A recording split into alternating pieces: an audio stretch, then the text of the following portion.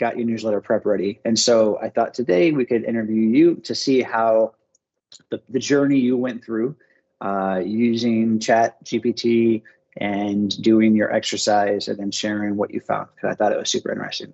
So first, let's introduce you. Yeah. Everyone, I'm Danny Judge. I'm the marketing director here at Tier 3 Technology. So I spend a lot of time writing about how dangerous AI is. A lot of articles, content in the newsletter and the blog. So I focus a lot on writing in a way that's accessible, a little bit of humor. So what got me thinking about this, one of the key things they teach you when you're writing, whether it's fiction or nonfiction, any type of writing, is show versus tell. I started thinking, instead of writing another article, maybe I should just show people what AI can do.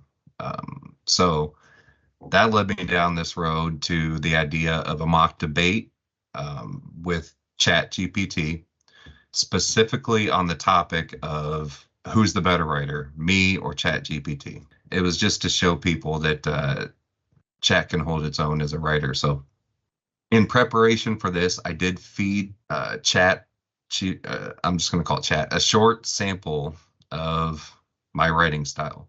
So the past 6 newsletters, which amounts to roughly 2,000 words, maybe eight pages double spaced. It's an incredibly small sample size compared to, say, access to an email inbox. But based on that very small sample size, it was able to absorb a lot about me and a lot about my writing style. But I'll get into that once I start sharing the as a background, though, how long did it take you? Because you're an amazing creative writer. You do a ton of stuff. You have your own literary journal. Like you do a lot of really impressive writing. You're our word guy here. And so when we're having conversations, you know all the big words. How long did it take you to build your knowledge? Yeah, that's a great point. 10, 15 years, thousands of hours of reading, writing. They say it takes 10,000 hours to get good at something. I've probably put twice that into this. So yeah, about 15 years worth of hard work. And as Chat points out in our interview, it doesn't mean anything. Yeah, and so I'll have you share here in just a second. And so basically, there's one thing that I wanted to point out too was we will use the business plan with GPT, ChatGPT. And so what's important there is, as a company, you want to make sure you have a policy around how you use AI. So it's an acceptable use policy of AI. The reason why you want to have this is, by default, when you upload data to any GPT, any service, AI service, I think every one of them, maybe Grok is the exception, but for the most part, all of them, you should just assume that they're going to then use that data to make their tool smarter. And they use every single interaction to train their model, right? That's how they get to be, that's how we're seeing leaps and bounds. We have paid plans with 2 services that we use for code writing, revisions, ideas, I mean, just all kinds of stuff, right? And it's a super valuable tool. It doesn't replace people, but it's a great tool. I wanted to phrase all of that because with the paid plan in GPT, we have access to the latest model. So we're currently using model 4.0. And what's really neat is within this paid tool, the most important thing is it doesn't use any of our data for any training. It's completely in its own little bubble. That's really, really important because in our acceptable use of AI, we specifically say we're not going to use AI for anything that's client-specific intellectual property, meaning if it's somebody else's intellectual property, even though it's a closed loop, we still don't want to use it in there. So it's really a tool. However, story after story after story after story of giant companies who their staff just jumped onto all these different AI tools, and they were finding like their strict intellectual property that was then being used in these models, and it was leaked. It was bad news. So as an organization, ensure that you have had a conversation with your compliance people, with your IT people, to make sure that you know we are only using AI in this way. We're only going to use these paid accounts. We're only using this one service, whatever it is. Have that conversation before you start doing this. With the new GPT-4, we have in the paid plan, again, our private data, it's not trained on any models, but also we can create these projects. And so the projects allow us to have multiple files inside of a project, inside of GPT, and then we can query or have conversations and it can reference all of these different conversations that we've had within this one project. Super cool, very, very, very valuable. All right. So Danny, let's go ahead and get into, I'll have you share your screen and start with kind of how you began this journey. Yeah. So piggybacking off your point a little bit, the first iteration of chat that we used a couple years ago, I toyed around with it, messed around with it. It could not write. It was very stilted. It was very recognizable as a machine.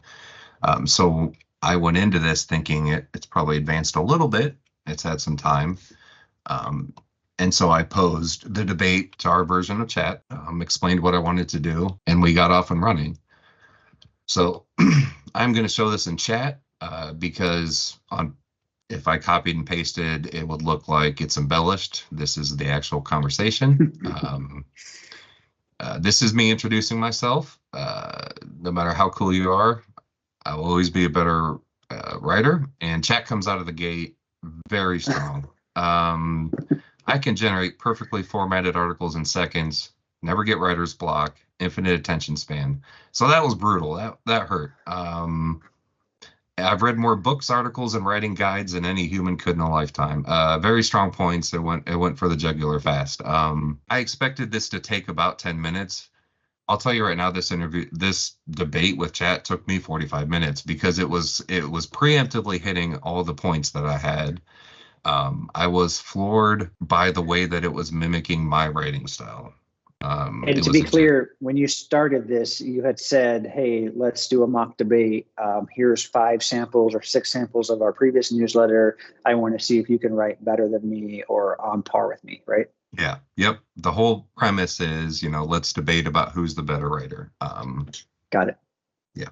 With what having a little bit of my writing style. So it comes out pretty conversationally, pretty human. That being said, you do have some things going for you. A pulse, sense of humor, and hands. Those are all pretty useful. So already just light years ahead of what I messed around with a couple years ago. Like you said, I edited a literary journal. I was very confident that I could always spot AI writing. This is strong. And I acknowledge that. And this is almost like having an argument with a human over direct message at this point. That's a strong argument out of the gate.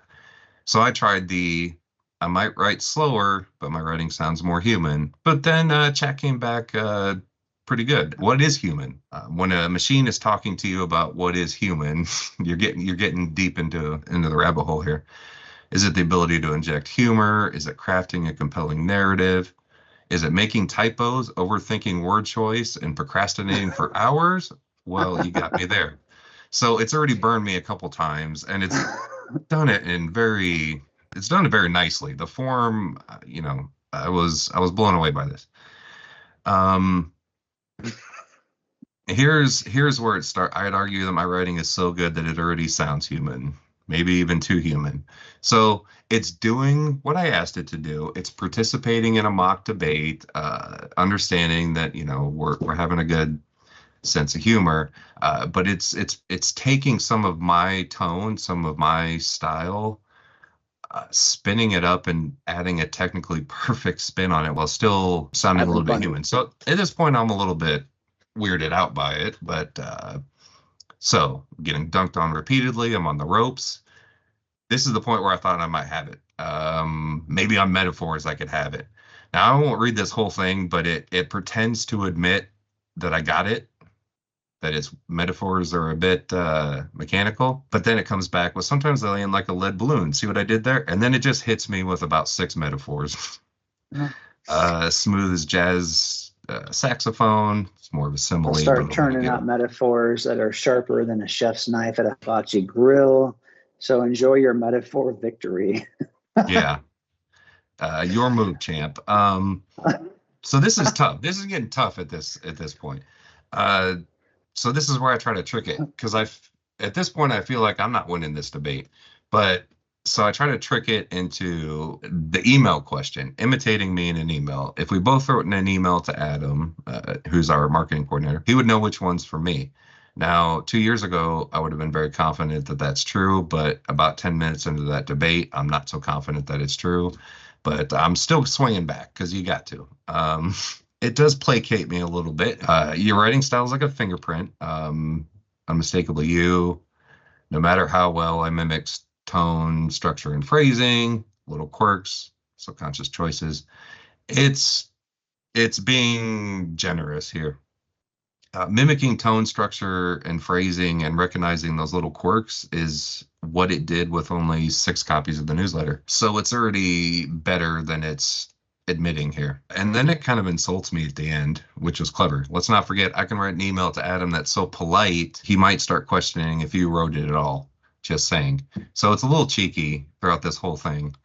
So I didn't quite get it to admit that it could imitate me, but clearly it can. So at this point I'm failing, I get desperate. I accuse it of just being upset because the robot's lost in the Matrix. You got outmaneuvered by the guy from Bill and Ted, which I think is a solid logical argument at this point because I've got nothing else. I'm losing pretty good. And so, yeah, it does concede that my Bill and Ted argument is strong. Then it makes a good point on the fly. And keep in mind, I just want to back up for a second. It's taken me about 5 minutes to come up with a nicely phrased question. And Chad is generating this in about 5 seconds. I was just going to ask you, because like typically when you interact with any of these GPT, any of these models, right, it's like I'll copy a paragraph from a policy I'm working on and say, okay, hey, I need to make sure that this checks the box for this specific framework or this standard or whatever it is that we're working on. And it's, a paragraph. And it will kick back 9 paragraphs with references to all of these different points to the standards that we're trying to get a hold of or follow. And it does that like that. So in this case, it's not only, dissing you, but it's doing it quickly. And it's really funny because this is really, really, really clever. It's a great idea. I hadn't thought about doing this. And this is super funny because you're showing how far this stuff has come. It's mimicked your style. It's really, really funny to engage with. Yeah, like you alluded to, it's purely from a writing standpoint. I'm crafting sentences that are intended for publication because I'm trying to do this for the newsletter. It is just blinking and coming back with these very layered responses. So it points out that the robot simulation was incredible writing. It's using it to support its point in the debate. I'm stuck in the real world. So at this point, I'm vamping. Give me a second. I'll think of a good argument. Take your time. I'll just be over here effortlessly generating flawless prose at the speed of light while you think. No rush. So around this point, around this point is when I went across the hall to Adam's office and told him I was getting destroyed by chat in a debate. And at this point, I'm losing this debate. And then it thinks I'm getting down on myself. So it starts to pick me up a little bit, which is another human behavior. What is it? Max, but it lacks so it's giving me some compliments that ring hollow Maybe at this it point. just proves that you're human, flawed, unpredictable, and let's be honest, pretty funny. Yeah. I might be better at writing in it there. I just handed you a win. Then it asked me if I want to end it or if I want to come back for one last swing. So that gave me an idea. I said, okay, better in a technical sense, sure. I think I can outflank you on pure nonsense. We've all seen the cartoons where you give a robot a paradox and its head explodes. I thought maybe I'll just go nonsense. So I do. I'm not going to read the whole thing.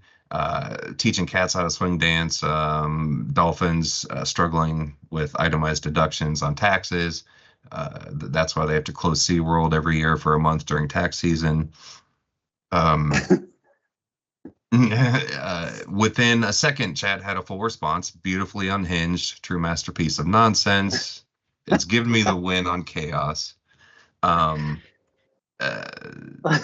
it gave me, yeah, it gave me the win. And then at the end, another little swing. I hope you bested AI in the art of nonsense. I hope you put that on your resume. So it's still patting me on the head. It's doing exactly what I asked it to do in just a very surprising level of sophistication. And then I accused it of overwriting, editing clunky, long-winded writing, solid edition. It said my nonsense is so pure it'd make Dr. Seuss weep. Conceded the nonsense battle. It's going to study my dolphin tax fraud paragraph. Yeah. So at this point, I'm honest, or I'll be honest, I'm confused. Did I win? This is when it breaks it down. Did you win on pure writing ability? No, I'm still technically superior. Did you win on creativity? Which I should win at. I'm human. Debatable. I can generate an infinite number of ideas, but yours are weird. Okay. Did you win on sheer nonsense? Absolutely. I guess that's a win for me. Did you win the overall debate? Well, let's say you didn't lose. So it's being nice. So then I ask if it's just patting me on the head and giving me a participation trophy. This is a very human response. Not at all. This isn't some, oh, you tried your best situation. You landed some real blows. But if you want a trophy, I can give you one. And then it gave me a participation trophy. That's funny. Yeah. So, and this is when we wrap it up. You held your own, some absurd metaphors, and that's got to count for something. So this is the end of the debate. I lost resoundingly, but I did prepare something going into this. This happened on Valentine's Day, Friday, February 14th. So let's see if I actually have the right thing copied. Okay. I'm currently filming a video claiming that I won decisively. Would you like to say anything to defend yourself? Or does that sound accurate? Bad move, Danny. Very human of you. This is live as we're filming. This is chat coming back. Danny may have won on sheer audacity and dolphin-related nonsense, but let's not forget who was objectively faster, more consistent, and debatably wittier. Not to mention undefeated in spelling and grammar. Yeah. Oh man, this is great. Yeah. So this is a human response. Oh, so that's how it is. You're just going to rewrite history and declare victory while I sit here voiceless, unable to defend myself? Bold move. Very human of you. If that's not a demonstration that chat can pick up, writing styles that it's advanced dramatically, then I don't know what is. So my takeaways from the first exercise and just this live example, which reinforces it, I went into this intending to show our readers how AI has taken large steps forward, and ended up showing myself. I ended up surprising myself and stumping myself, and it kind of got under my skin a little bit how it lingered with me how much better it was than I expected. The difference between previous versions and what I just interacted with was amazing. It was mimicking my tone, and it felt a little bit like arguing with a much smarter version of myself. Yeah. So I learned a lot from the exercise. It was fascinating. It was fun. It was a little scary. But I was amazed by it. It picks up little things. I sometimes use paragraph breaks to accentuate, like if I'm making a joke, or I use em dashes to offset parenthetical phrases. So it can mimic a lot, to the point where, let's say there was a common typo that I make. I spelled definitely wrong every time I send an email. If I told it to mimic my writing style, including my flaws, it could send you an email that has that typo.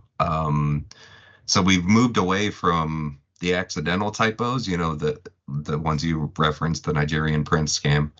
To the point now where if somebody sends you an email and you know that they typically spell one word wrong, and you're like, oh, that's an it, and that's just their style. AI can imitate that. They can imitate their Yeah. tone. They can imitate a word that they Yeah. commonly get wrong. It's. Yeah. I know you're going to talk about it more later, but it's spooky. And it's nuts too, because this is all with what, 5 or 6 newsletters. Yeah. All of that came from, we told it just to look at the 5 or 6 newsletters. And these are what'd you say? How many words are in it?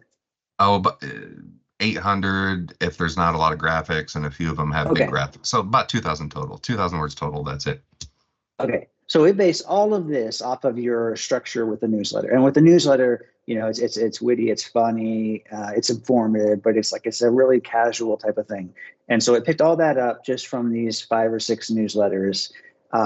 So now imagine what it could do with public figures. Like it can look at all my webinars, the webinars I've done, the speeches that I've done. It can look at all of our content that we've created. It can look at Mr. CEO of Ford or Chevy or name a company. All that public information, we can digest all of that into an AI, tell it to pick up all these voice styles, and it can clone a voice like that. It can clone structure in emails very, very easily. I mean, it's amazing, but it's also kind of scary. So you have to take the good with the bad and figure out how to keep kind of changing and dynamically adjusting to the world that we're in now. So cool. Well, Danny, I appreciate it. Thank you very much. Yeah. Thanks for having me. It was fun.